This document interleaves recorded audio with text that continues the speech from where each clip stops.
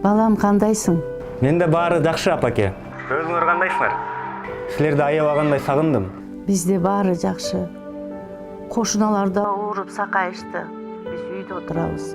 Өзүңдү кара, балам. Өзүңөрдү этияттагылачы. Апо, апаке, ыйлабачы. Мен мүмкүнчүлүк болгондо сөзсүз келемин. Балам, октябрда шайлоо болот. Ооба, жаңылыктарды окуп жатам. Мына биз апаң экөөбүз пандемиядан коркпой шайлоого катыша албай жатабыз. Биз да шайлоого катышабыз сөзсүз. Бул жакта элчиликте. Туура, ар бир добуш маанилүү. Баары жакшы болот, апаке. Мен сизди жакшы көрөм. Сак болуңуздар.